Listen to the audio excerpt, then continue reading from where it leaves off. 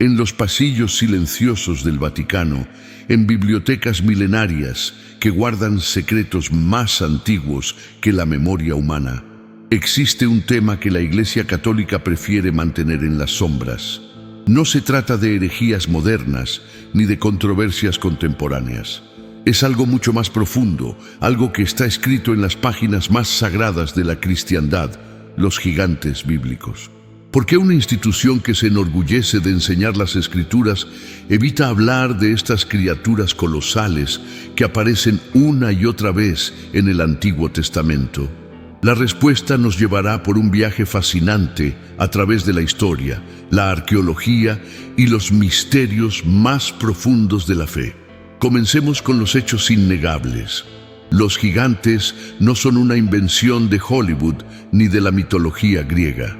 Están ahí, en la Biblia, mencionados en múltiples ocasiones de manera explícita y detallada.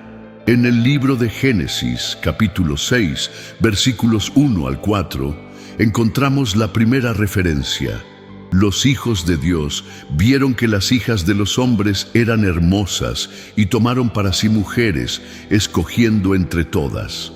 Los Nefilim existían en la tierra en aquellos días, y también después, cuando los hijos de Dios se unieron a las hijas de los hombres y tuvieron hijos de ellas.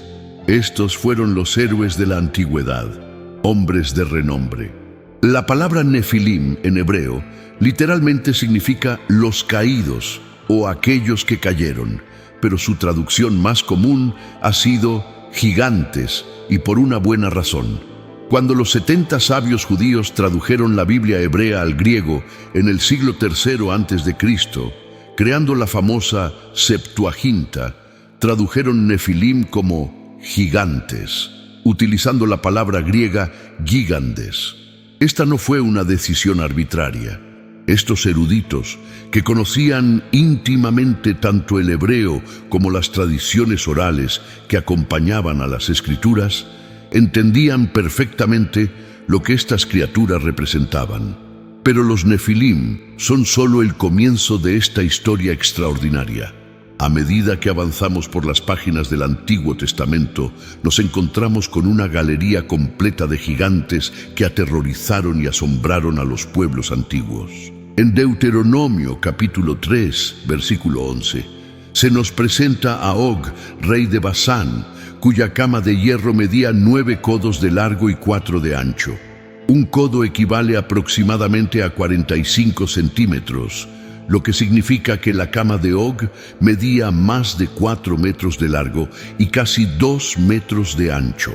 Si asumimos proporciones normales, Og habría medido entre 3,5 y 4 metros de altura. En el primer libro de Samuel, capítulo 17, encontramos probablemente el gigante más famoso de todos los tiempos, Goliat de Gat. Las Escrituras nos dicen que medía 6 codos y 1 palmo de altura, lo que equivale a aproximadamente 2 metros 95 centímetros. Su armadura de bronce pesaba 5.000 siclos, aproximadamente 57 kilogramos, y la punta de su lanza pesaba 600 siclos de hierro, unos 7 kilogramos. Para ponerlo en perspectiva, un soldado israelita promedio de esa época medía alrededor de 1,65 metros y pesaba unos 60 kilogramos. Goliat era literalmente un coloso entre hombres ordinarios, pero Goliat no era un caso aislado. En el segundo libro de Samuel, capítulo 21, se nos presentan otros gigantes de Gat, Isbi-Benob, cuya lanza pesaba 300 siclos de bronce, Saf, que también era descendiente de los gigantes, y un hombre de gran estatura que tenía 24 dedos, 6 en cada mano y 6 en cada pie. Todos estos fueron derrotados por los hombres de David, pero su existencia está claramente documentada en las Escrituras sagradas. Los anaseos representan otra raza de gigantes mencionada repetidamente en la Biblia. En Números, capítulo 13, cuando los espías israelitas regresan de explorar la tierra prometida, reportan: También vimos allí a los Nefilim, los hijos de Anak, que son parte de los Nefilim. Nosotros éramos como langostas ante nuestros propios ojos, y así parecíamos ante los suyos. Esta descripción no es metafórica. Los espías, hombres valientes que habían sobrevivido 40 años en el desierto, se sintieron como insectos comparados con estos gigantes.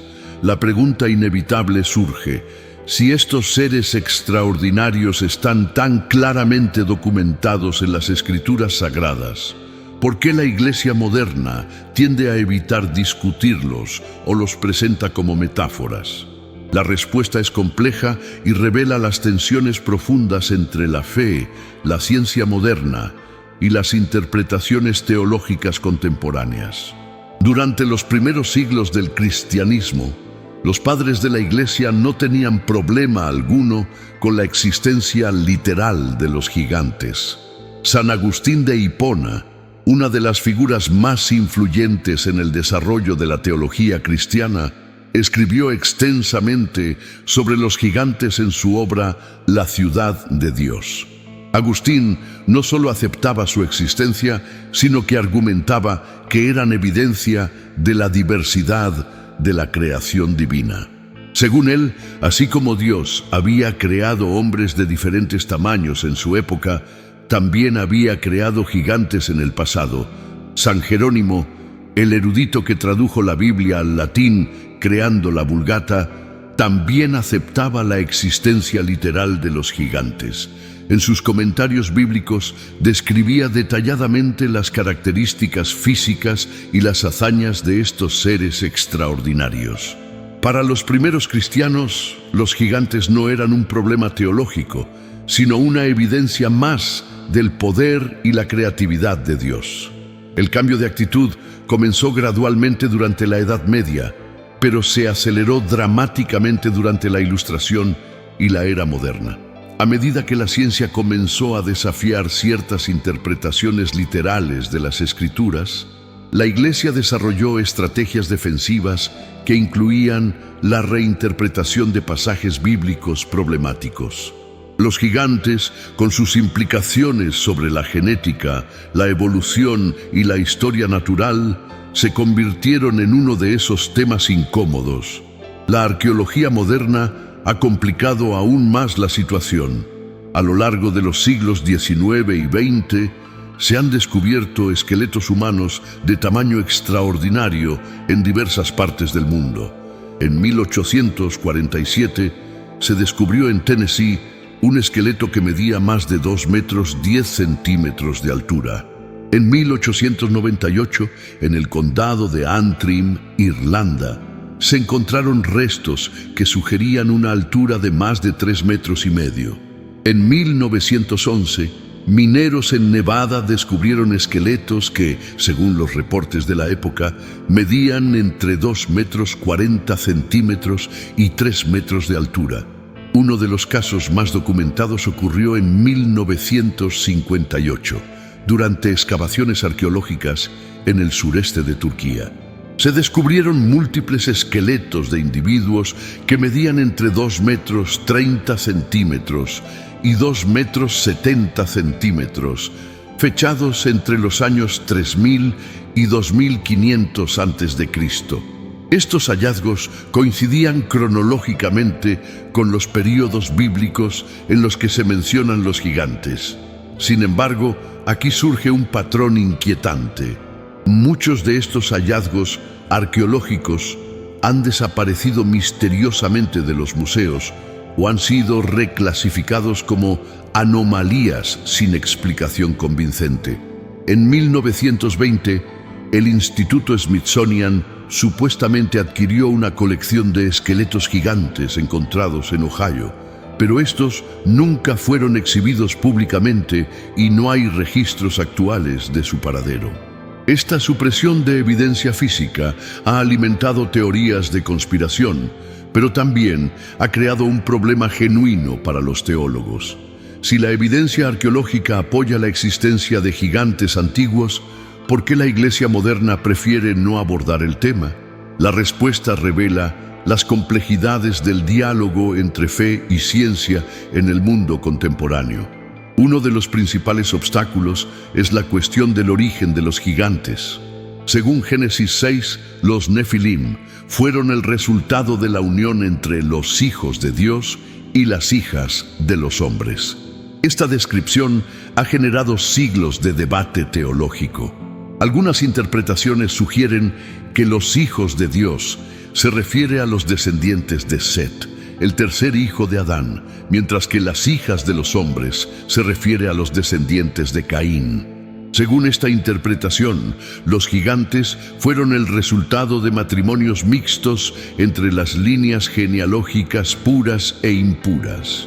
Sin embargo, una interpretación más literal, apoyada por textos apócrifos como el libro de Enoc, sugiere que los hijos de Dios eran ángeles caídos que se unieron físicamente con mujeres humanas. Esta interpretación presenta problemas teológicos significativos para la doctrina moderna, particularmente respecto a la naturaleza espiritual de los ángeles y su capacidad para la reproducción física. El libro de Enoc, aunque no es considerado canónico por la mayoría de las denominaciones cristianas, proporciona detalles extraordinarios sobre estos eventos. Describe cómo 200 ángeles, liderados por Semiasa, descendieron al monte Hermón y tomaron esposas humanas. Sus descendientes fueron gigantes de 300 codos de altura, aproximadamente 135 metros, que consumían todo lo que los humanos producían y eventualmente comenzaron a devorar a los propios humanos. Aunque estos números parecen exagerados, el texto proporciona un marco narrativo que explica no solo el origen de los gigantes, sino también su eventual destrucción en el diluvio. La cuestión del diluvio presenta otra complicación para los teólogos modernos. Según Génesis, el propósito del diluvio fue destruir a los gigantes y limpiar la tierra de su corrupción. Sin embargo, los gigantes aparecen nuevamente después del diluvio, como vemos en los relatos sobre los anaseos, Goliat y otros. Esto sugiere que o bien algunos gigantes sobrevivieron al diluvio o que la condición que los creó se manifestó nuevamente después del cataclismo. Números 13, versículo 33, aborda directamente esta paradoja. También vimos allí a los Nefilim, los hijos de Anac, que son parte de los Nefilim. Esta declaración implica una continuidad directa entre los gigantes antediluvianos y los postdiluvianos. Algunas interpretaciones sugieren que la genética gigante fue preservada a través de las esposas de los hijos de Noé, específicamente a través de la línea de Cam.